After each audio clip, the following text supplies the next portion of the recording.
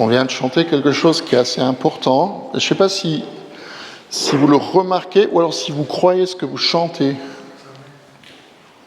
Alors je ne parle pas maintenant de la majesté, puisqu'on vient de chanter majesté, mais dans ce chant, à un moment donné, il est dit « Je suis conscient d'être ton plaisir ». Est-ce que nous avons conscience que nous sommes le plaisir de Dieu et qu'il trouve plaisir en nous?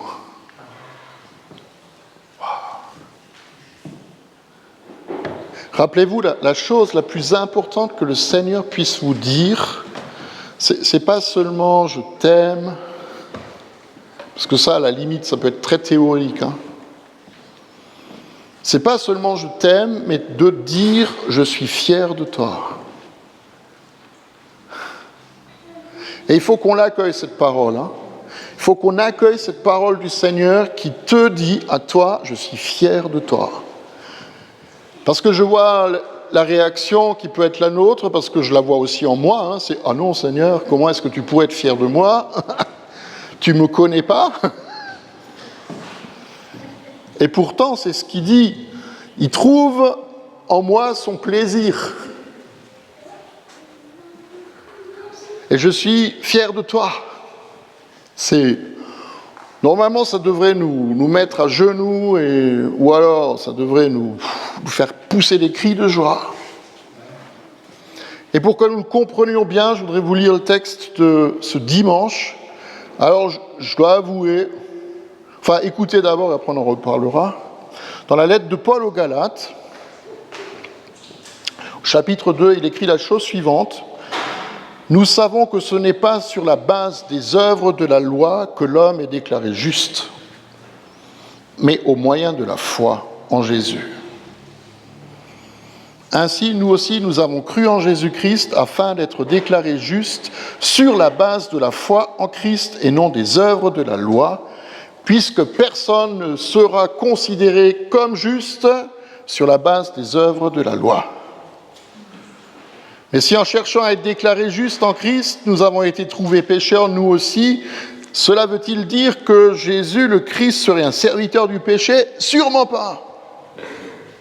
En effet, si je reconstruis ce que j'ai détruit, je me présente moi-même comme coupable, puisque c'est la loi qui m'a amené à mourir à la loi afin de vivre pour Dieu. J'ai été crucifié avec Christ. Ce n'est plus moi qui vis, mais c'est Christ qui vit en moi. Et ce que je vis maintenant dans mon corps, je le vis dans la foi au Fils de Dieu qui m'a aimé et qui s'est donné lui-même pour moi. Je ne rejette pas la grâce de Dieu. En effet, si la justice s'obtient par la loi, alors Christ serait mort pour rien. Qui de nous a compris quelque chose? J'ai déjà posé la question tout à l'heure au premier culte que j'ai fait. Ils faisaient tous la gueule. Alors qu'en réalité, ce texte qui semble être assez compliqué, il est très très simple. Et vous allez voir, vous allez comprendre qu'il est très très simple. Je vais vous poser 3 questions qui sont en rapport avec le texte. La première question, c'est qui de vous, ou qui de nous, je m'inclus dedans, qui de nous veut un jour être au ciel? Vous avez le choix, vous avez le choix entre l'enfer et le paradis. Moi, à mon avis, je vous conseillerais de choisir le paradis, mais ça vous appartient, d'accord? C'est la liberté de chacun. Mais qui de nous a envie un jour de se retrouver au ciel? Moi, je fais partie du troupeau comme vous. Le problème, c'est qu'entre le ciel et la terre, il y a un fossé, ou un mur, ou comme dans l'Évangile, une image que j'aime beaucoup, il y a un rideau qui sépare le ciel de la terre, le lieu de la présence de Dieu, de la réalité qui est la nôtre. Et vous savez que pour pénétrer dans le lieu très saint, on n'y entre pas n'importe comment. Ni vous, ni moi, nous aurions eu le droit d'y entrer. D'accord ?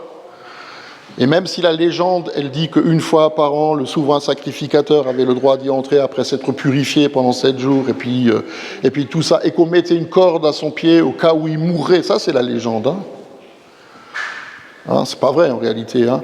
Si jamais il meurt foudroyé par la présence de Dieu pour qu'on puisse au moins tirer son cadavre, hein, personne ne peut franchir ce mur.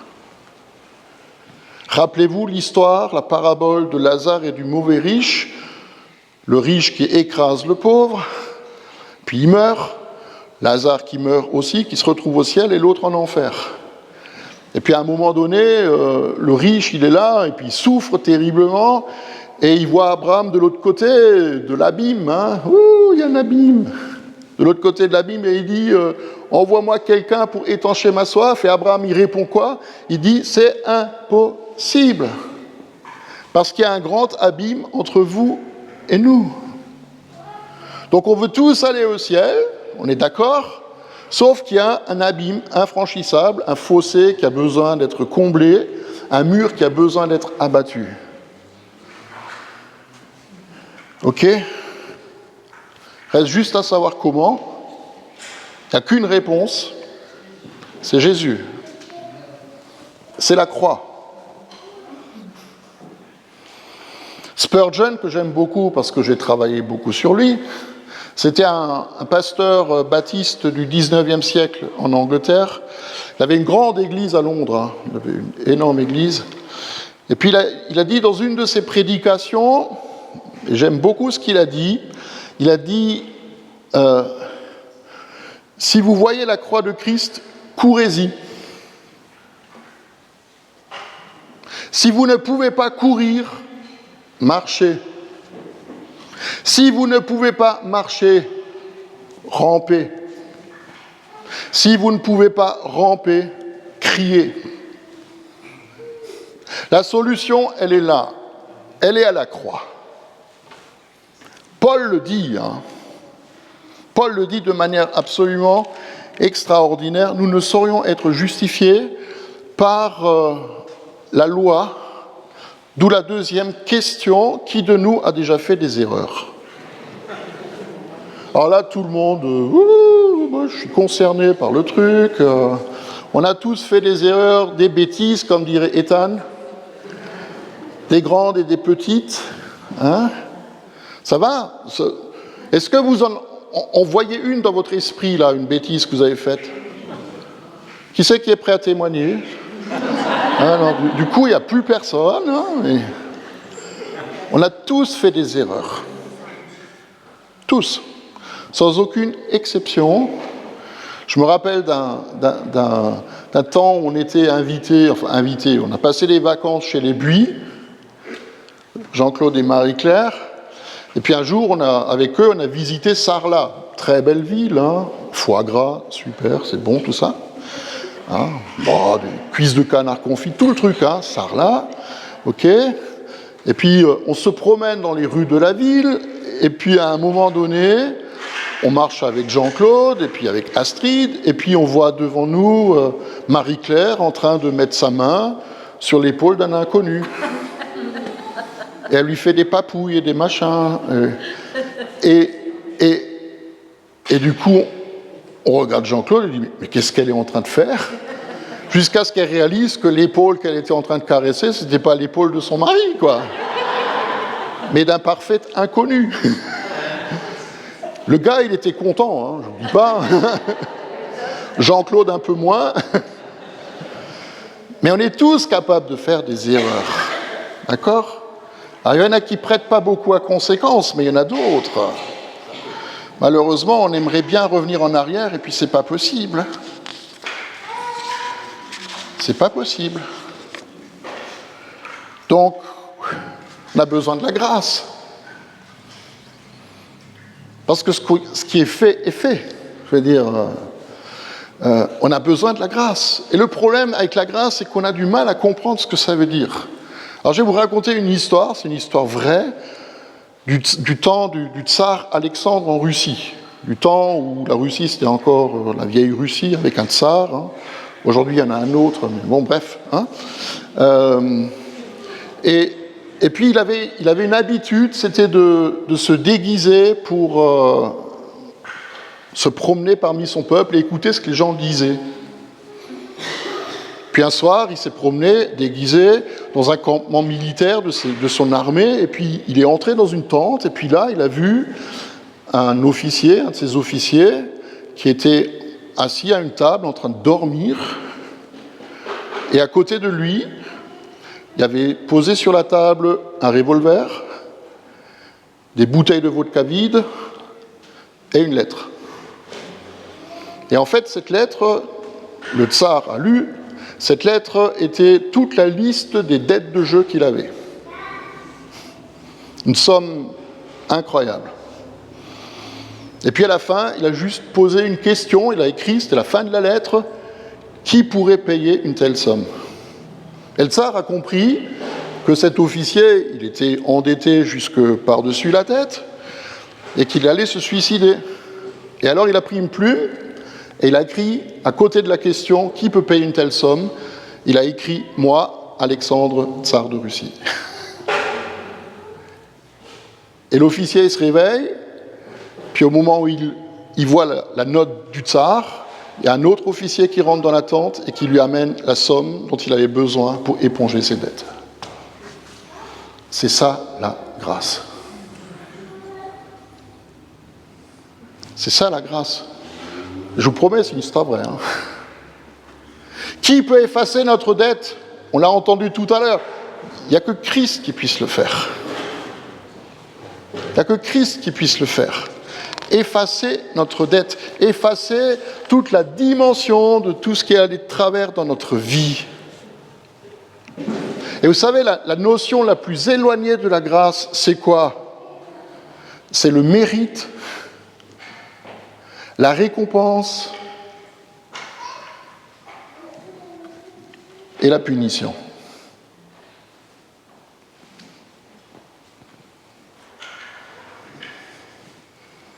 C'est le mérite, la récompense et la punition.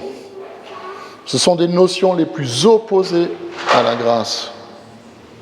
Je vous rappelle la définition de la grâce. La grâce, c'est on ne reçoit pas ce qu'on mérite de recevoir. Et la miséricorde, c'est que nous recevons ce que nous ne méritons pas. Amen.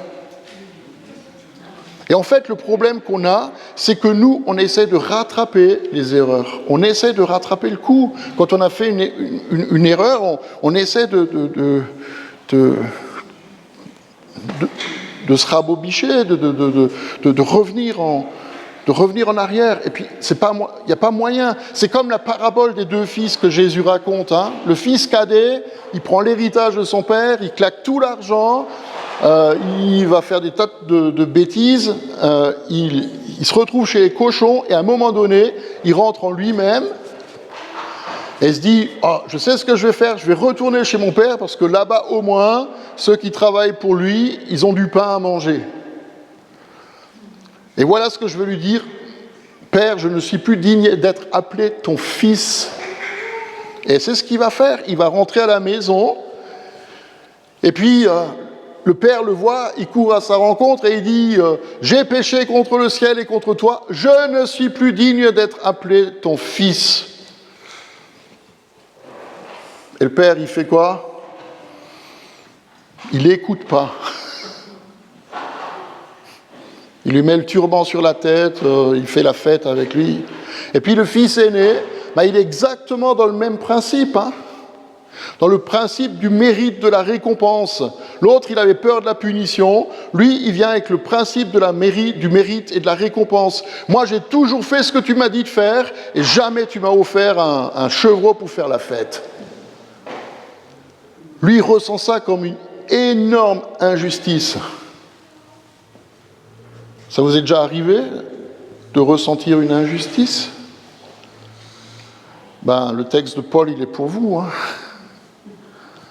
Parce qu'en fait, aux yeux du monde, tout ce que Dieu fait est injuste par rapport à la grâce.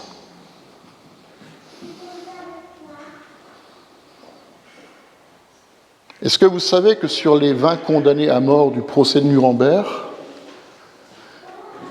alors ils ont été exécutés, hein, c'est pas le problème, mais il y en a 12 qui se sont convertis avant de mourir. Est-ce que vous croyez que Dieu leur a pardonné ? Aux yeux du monde, c'est une aberration. Ils sont coupables de millions de morts, mais Dieu leur pardonne.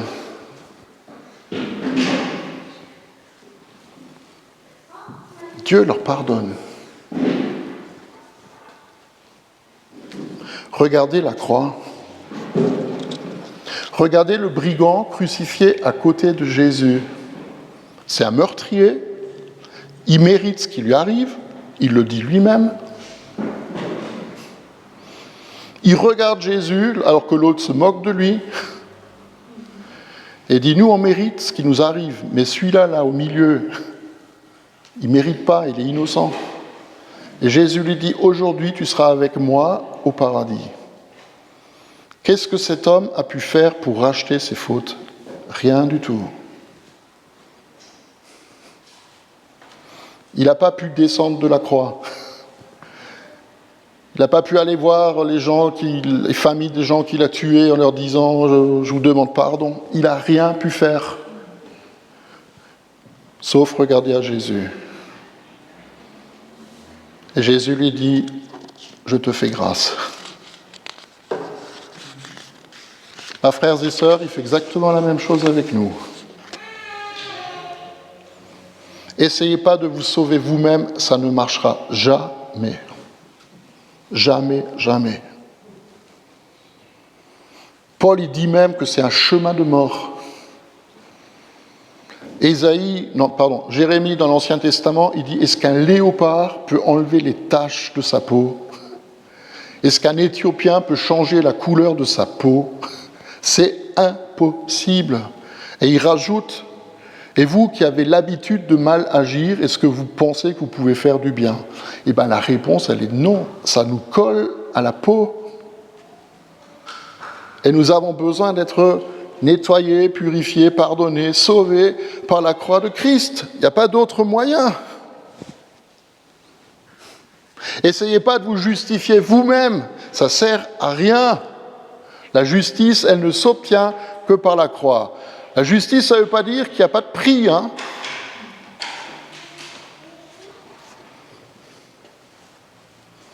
La loi, elle est là, et elle est terrible. Tant que tu roules à 80 sur une nationale, tu es tranquille, mais roule à 90 ou un peu plus, tu le seras peut-être un peu moins. Tu enfreins la loi, quelque part, il y a une punition qui est là. Il y a un prix à payer. La justice de Dieu, ce n'est pas une justice où tout est gratuit, offert, sans prix.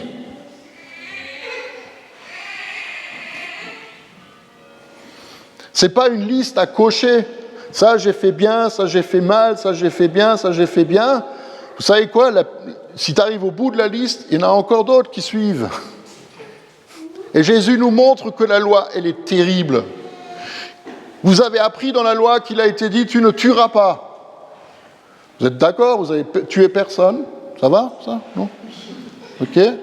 Mais moi, je vous dis que si tu dis à ton frère ou à ta sœur, c'est un imbécile, tu mérites de passer en jugement. On est tous coupables. La loi, c'est juste le miroir de ce que nous ne devrions pas faire. Et le seul qui puisse nous aider, le seul qui puisse nous sauver, le seul qui puisse nous pardonner, c'est Dieu, et Dieu tout seul, personne d'autre. Personne d'autre que lui. Et encore une fois, sa justice ne veut pas dire qu'elle ne coûte rien. La justice demande une contrepartie. Dieu n'est pas en train de fermer les yeux en disant « c'est pas grave, on passe à autre chose ». Il ne ferme pas les yeux. Mais le prix est payé par lui-même. Comme le tsar Alexandre, il a payé les dettes. Dieu a payé la nôtre. Ça nous dépasse. Vous êtes d'accord avec ça? Et ça dépasse tout ce que le monde peut penser. Et je voudrais que nous comprenions qu'être juste devant Dieu, ce n'est pas un processus. On ne s'améliore pas. Essayez pas de vous améliorer, ça ne sert à rien. Mais c'est un acte, c'est un fait qui est établi une fois pour toutes. La croix de Golgotha, sur le mont Golgotha, en Israël, à Jérusalem, à l'extérieur de la ville, là où Jésus est mort, c'est un acte, c'est un fait historique où il a payé toutes nos dettes.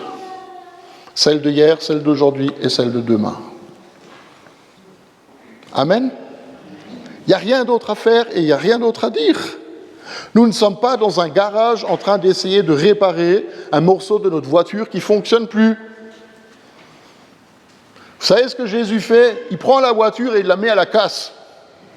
Et il nous en donne une nouvelle, une bien plus belle. Il échange la vieille bagnole contre une voiture toute neuve. Et c'est exactement ce qui se passe. Amen. C'est la raison pour laquelle nous pouvons dire, je l'espère, ce n'est plus moi qui vis. Qui c'est qui peut dire ça?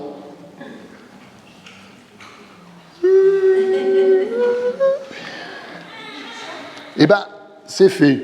Ce n'est plus moi qui vis, c'est Christ qui vit en moi, pas à cause de vous, à cause de ce que lui, il a fait. Ce n'est plus moi qui vis, c'est Christ qui vit en moi. Et ce que je suis aujourd'hui, je le suis dans mon corps, dans le Fils de Dieu. Amen.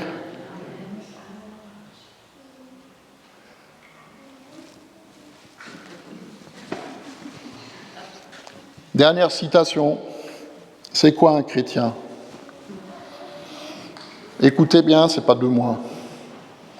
Un chrétien est une personne qui est morte avec Christ, dont la nuque raide a été brisée, dont le cœur dur a été ramolli, dont la fierté a été abattue, dont la vie est entre les mains du Seigneur. Et si je vis en lui et par lui, il vit en moi, et tout devient possible. Amen.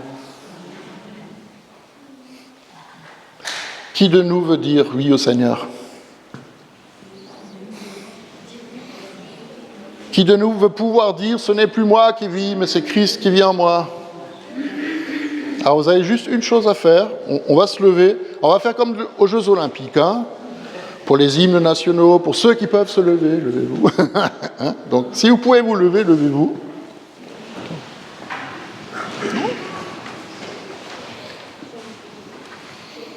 Ok. Je vous rappelle que la grâce, c'est la main que Dieu nous tend, la foi, c'est la main que je lui tends. C'est rien d'autre. Je voudrais juste que vous puissiez vous imaginer que le Seigneur, il est en train ce matin, maintenant, cet instant même, de tendre la main vers vous et de te dire, tu es mon enfant bien-aimé en qui j'ai mis toute mon affection. Tu es celui et celle pour qui j'ai tout fait, j'ai tout accompli. Ta dette, elle est remboursée, le prix, il est payé. Le sang de Jésus, il a tout effacé. Tu deviens juste devant moi. Et moi, la seule chose que j'ai à faire, c'est juste saisir sa main avec la mienne. Et je voudrais vous y inviter ce matin, juste à faire ce geste. C'est, tu prends ta main, la droite, la gauche, peu importe laquelle, mais tu saisis la main du Seigneur. Et vous pouvez aussi le faire chez vous, pour ceux qui regardent le culte après, ou le message tout à l'heure. C'est vous tendez juste votre main vers le Seigneur et vous saisissez la main qui vous tend.